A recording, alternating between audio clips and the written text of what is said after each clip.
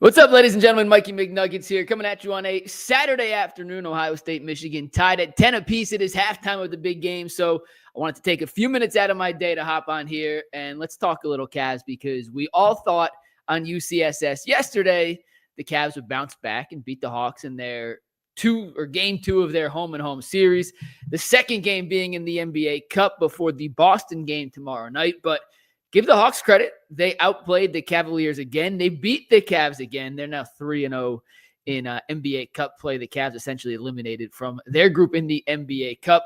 And there are some big picture takeaways, or really one big picture takeaway I think is pretty important for the Cavs as they continue to figure out who they are, what they do well, what their deficiencies are, and how they can improve and or fix those deficiencies before the playoffs. So we got a ton of comments yesterday immediately after the game saying the Cavs are frauds. They were never contenders. The whole 17-1, 15-0 start was a mirage. It's not real. This team isn't legit.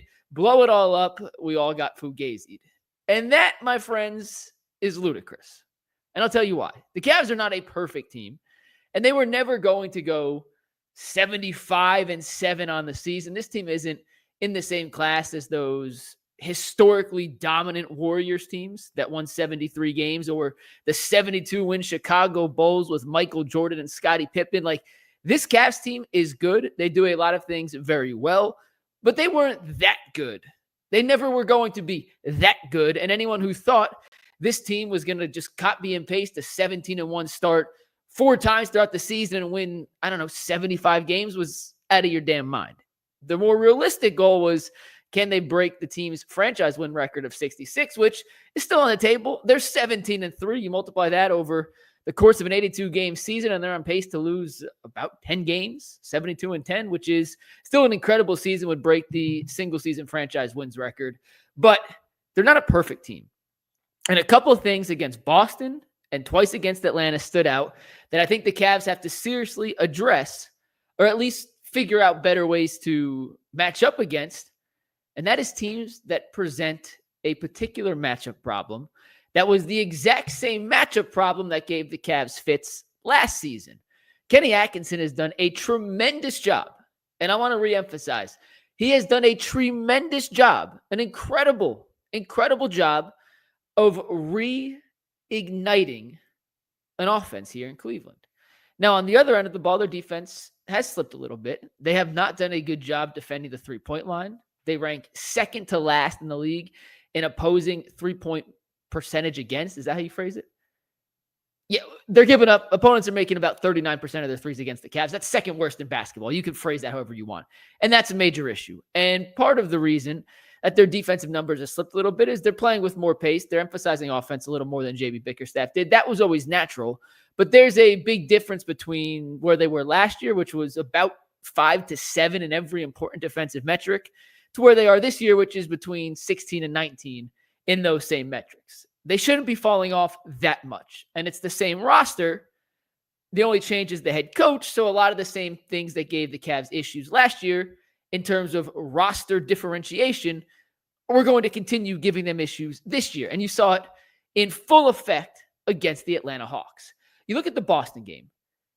Well, their first loss of the season. Now, Boston's the defending champs. They're the most talented team in basketball. They present this matchup problem to every other team in basketball. With or without Kristaps Porzingis, at any given time, they have 4 legitimate three-point shooters on the court and 4.5, depending on what you consider Al Horford and their backup big man 88, Keita, whatever his last name is, as a switchable character in their defense. And what they want you to do is essentially run the shot clock down. They're going to switch every ball screen up top. And then you're going to have to go one-on-one with Jason Tatum, Jaylen Brown, Drew Holiday, Derek White, or whoever is at center with about 5-6 seconds on the shot clock. And all those guys are plus defenders. They all have size. They all have length. And you're probably going to take a difficult shot late in the shot clock. That's their defensive strategy. The Cavs have really good guards. They have really good bigs. What they don't have are wings with size. And against Atlanta, who also is able to throw out a lineup with 4 or 5, depending on who's in and who's out of the game, 6'5" to 6'9", athletic, lanky, long, switchable defenders gave the Cavs issues again. It's the same issue they had last year. It's the same issue they still have this year. Why? Because the roster hasn't changed one bit. It's the exact same roster, just a new head coach. Kenny Atkinson can coach. He can't grow players. He can't make Sam Merrill 6'8" all of a sudden. He can't make Karis LeVert a 6'9" athletic switchy wing. Now, Karis LeVert is 6'5". Karis LeVert is athletic. He can switch defensively. Same with Max Strus. But those guys are giving up 4 or 5 inches to some of the better wings in basketball. And for example, Jalen Johnson on the Hawks was seeking out switches against the Cavs' smaller defenders. He's 6'10". He's an incredible talent. There's a reason that he was one of the 5 best high school prospects coming out of his class. Some things didn't work at Duke. He fell to the 20th pick. But that dude is uber talented. There's a reason he thrives in games against teams like Cleveland that don't really have a matchup for him if they switch a guard. Now, my issue with what the Cavs did against Atlanta and my issue with what the Cavs did against Boston were they just gave into the switching too early in the shot clock. If Atlanta decided to run some sort of high ball screen, they were bringing Darius Garland in particular, his man to the top. Darius's man was setting the screen for whoever was guarding Jalen Johnson or Dyson Daniels or DeAndre Hunter, who scored 20 off the bench. And the Cavs were just saying, okay, we're going to switch because that's what we're doing right now. And next thing you know, there's 12 seconds in the shot clock, and you have Darius Garland against a 6'7", 6'8", 6'9", maybe even a 6'10", athletic, dangerous wing player with 10 seconds on the shot clock. That is not a favorable position for the Cleveland defense to be in. It's not. And yes, sometimes there are merits to switching. And late in shot clock, fine, it's okay to switch. The Cavs' principle from a defensive standpoint is switching. Kenny Atkinson has talked about the fact that we want to switch because we want to kind of be defensively minded like Boston and like Atlanta can do. The issue is when they switch, a lot of times they're switching into disadvantageous positions as opposed to those other teams that are switching into advantageous defensive positions. There are a couple of things that Cavs can do. A, don't switch on some of them. If there's 13, 14 seconds on the shot clock, fight over, get around the screen, hedge. Do a little drop coverage. Let Darius slide under, depending on how good of a shooter the ball handler is. You don't have to just switch. That's what the defense wants you to do. Don't give it to him. Be a little more physical on defense. You saw Jalen Tyson get those 2 quick fouls in the home game against Atlanta. He got one again on the road where he was trying to be physical at the position of the screen, and he used a little too much, extended his arms a little too far. It's an easy call for the refs. They're going to call it every time, whether it's the right call or not. And that kind of threw him off, and then he wasn't able to kind of find his rhythm again.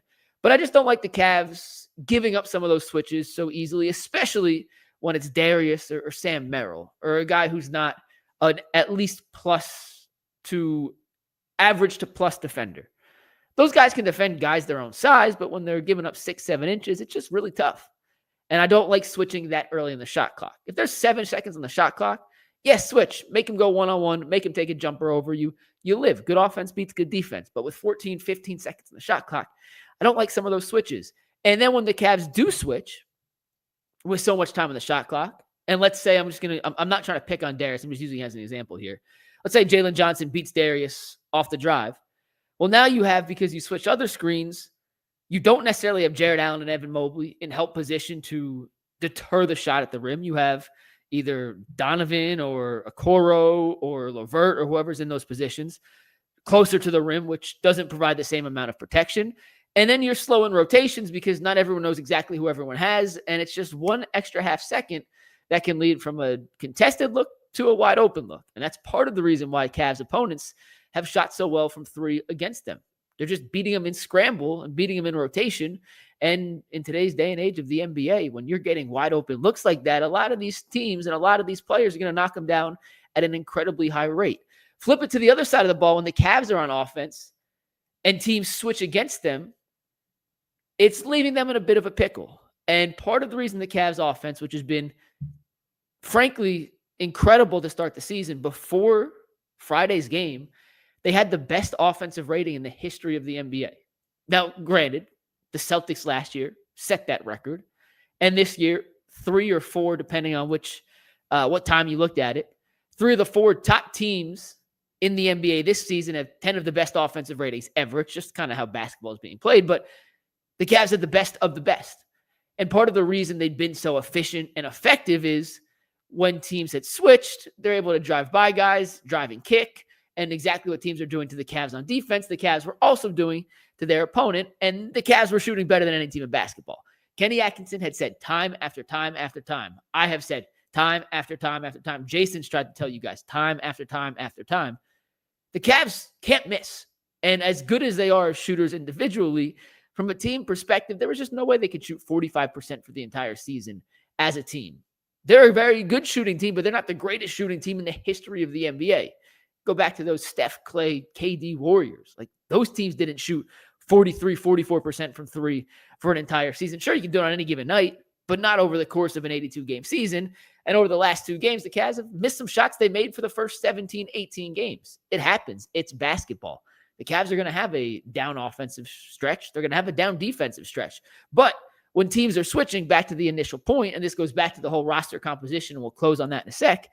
When teams are switching, now you have Darius and Donovan attacking 6'6", 6'7", lanky, long, athletic defenders. And what that does is, well, they can certainly beat them, and they can certainly create enough space, not only for themselves and for others. It makes that extra pass that much more difficult. It makes getting off that floater in the paint that much more difficult, because instead of shooting over a 6'4" guy, you're shooting over a 6'7", 6'8" guy, and that changes the trajectory of your shot ever so much. When you do a step back, let's say Donovan does a step back, which is one of the most efficient moves in all of basketball. Now Donovan's shooting over the outstretched arms of someone with a 7-foot wingspan as opposed to a 6'7" wingspan. Less space. When they try to make that kick-out pass, you take an extra half dribble to get around when a guy's 6 inches taller than the initial defender. So now instead of making that initial bullet pass to Trae Young in the corner, who has enough time to catch it, set, and shoot, now Donovan's taking a little extra half dribble to create the angle to get the ball to Jerome. And that extra half dribble gives the defender an extra half step to get out there. And it goes from a wide open 3 to just an open 3, or an open 3 to a contested 3. And let's say he does kick it to Ty Jerome, and instead of being open, it's contested. Now Jerome catches and makes one more pass. Well, now he has to make sure that secondary pass to go from a good look to a great look isn't getting deflected by the outstretched arms of a, once again, long, lanky defender. And if it is, where's his closeout coming from? These are the little roster construction makeups that the Cavs still have to figure out, and still have to figure out how to play efficient offensive basketball against. The beauty is there's like 4, 5, 6 teams, if we're being honest, that present that matchup challenge for the Cavaliers. Boston, certainly one of them. Atlanta, well, they've proven, certainly one of them. Oklahoma City, another. There's a few more across the league that have the size to do it. Portland, ironically, is not a very good team, but Portland has a ton of size and length on the perimeter. Minnesota, with certain lineups, does. But for the Houston, maybe the second best example behind Boston of it. But that's about it. Maybe Orlando with the right lineup, but for the most part, it's not an issue the Cavs are going to run into on a night-to-night basis. It becomes a bigger issue, though, if the Cavs have the 2 seed and Atlanta is the 7 seed. Or if they have to face a team like Orlando, or when they face Boston, hopefully in the Eastern Conference Finals. How are the Cavs going to attack the size disadvantages they have on the perimeter? And can they find a way to still be as efficient offensively when the switches they're switching into aren't similar sized, or not a big switching to a small? It is a wing switching to a wing, and you don't really gain an advantage when the defense switches. We're going to find out, because now there is a blueprint on how to kind of throw the Cavs out of their offensive rhythm.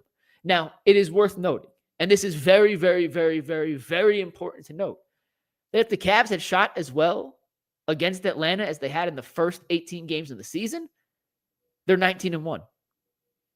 Right? Like, it's a make or miss league. And despite the issues that Atlanta presents to Cleveland, if they make 4 or 5 more open threes and get them up to the percentage they had shot over the first month of the season, then they win both of those games. So it's not like they're far off. It's not like Atlanta found, if you do this, the Cavs are screwed. It just presents a challenge. And it's something Koby Atlman is certainly aware of.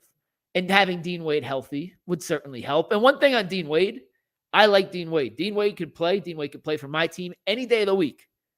But A, he's always hurt. And B, if you're a true championship contender, missing Dean Wade should not cripple you. You know what I mean? Like, missing a player of Dean Wade's caliber, your 8th or 9th guy, should not cripple you. But because of the Cavs roster construction right now, George Niang is the only healthy big they feel comfortable playing. Tristan Thompson can't play against Atlanta. Just too athletic, too fast of a team for him. And they don't trust JT Thor at this point. Should JT Thor get some minutes?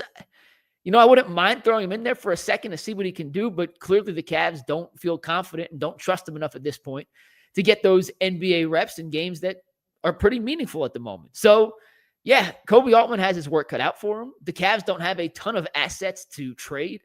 I kept seeing people tweet Cam Johnson yesterday as the perfect fix. And yes, on paper, he's the perfect fit alongside the Cavaliers, but the Nets want 2 first-round picks and a player for Cam Johnson. The Cavs literally cannot trade 2 first-round picks. They can trade 1, and that's in 2031. That's the next first-round pick the Cavs can trade. The rest of them, until then, are owed to Utah as part of the Donovan Mitchell deal. So I don't know how they're going to entice Brooklyn to send them Cam Johnson. Jeremy Grant's a name that's been kind of floated out there a little bit. I don't think he's a good enough fit to essentially lock yourself into that money long-term. I like Herb Jones of New Orleans if they decide to blow it up, but I do think the Cavs need a legitimate 3-and-D wing with some size who would not just help them on the offensive end, but on the defensive end as the season kind of progresses. And one last thing on switching, especially with Boston, we saw it in the third quarter in that first game, and I'm very, very, very curious to see if they can do it again tomorrow against the Celtics with Porzingis in the lineup.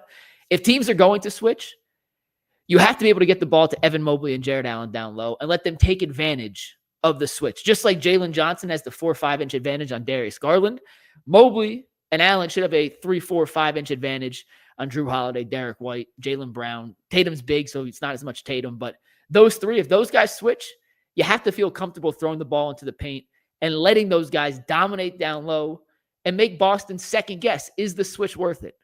We saw it in the third quarter in the first matchup against Boston, and that's when Evan Mobley went off. We didn't see it so much in the fourth quarter, and that's when the Cavs kind of lost their grasp on what was going on in the game. So that's something I'm going to keep an eye on for tomorrow when they take on the Celtics again in the rematch. It becomes a lot more difficult with Porzingis. He's 7'3" and a really good rim protector. He's just coming off that injury from last postseason, so it's still to be determined exactly how healthy he is, but that's something to watch. But big picture, I'm going to get to some comments real quick, and then we'll wrap up because the game is about to come back on. The Cavs are fine. Do not worry. They were never as good as 17-1, and they're certainly not as bad as 2-3 in their last 5. They're fine. It's a long season. They're going to have some shooting slumps. If the Cavs shot well against Atlanta, they go 2-0 against the Hawks. They picked a bad time to play some bad offensive games, and they played into what Atlanta does well. Now, I'm not panicking at all, but I do think some of the trends you noticed against Boston and Atlanta can prevail throughout the course of the season if the Cavs don't make some minor roster tweaks to better position themselves for a playoff series against a team that can present those same challenges. So it's not time to panic.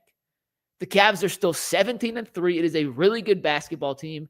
Their offensive style translates to the playoffs.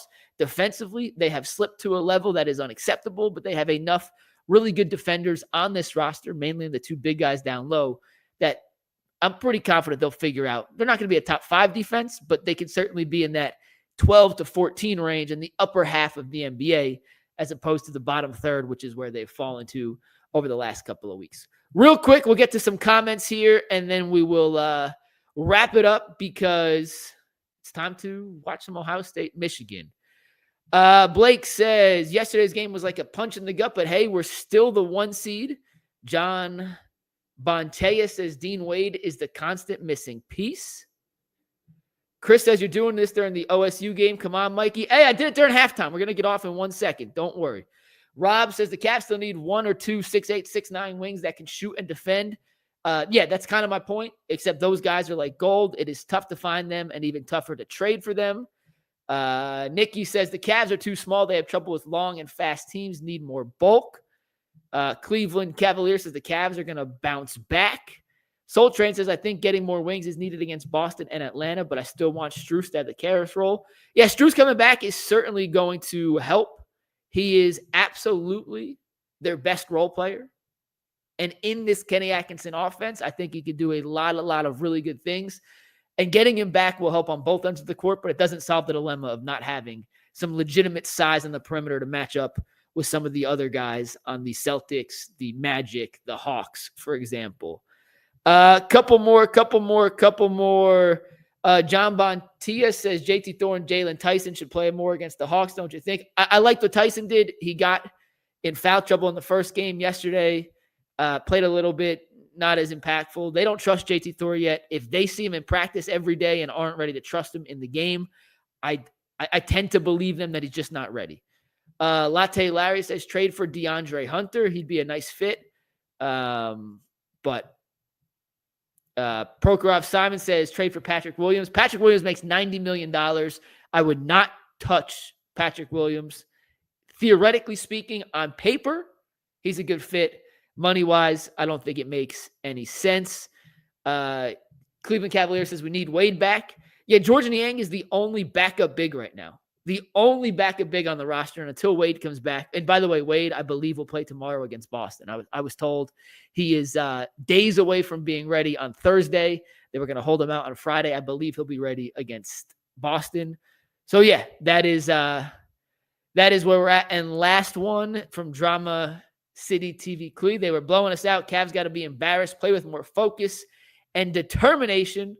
Hey, if you can't play focused and determined against the defending champs on your home court in a revenge matchup, then I got nothing for you. Okay, Ohio State has the ball to start the second half. We've gone for 20 minutes. I appreciate y'all tuning in. We'll see you on the Monday edition of the Ultimate Cleveland Sports Show. We'll preview the Cavs. We'll preview the Browns-Broncos game, recap the Cavs-Celtics, and Ohio State-Michigan. See you later.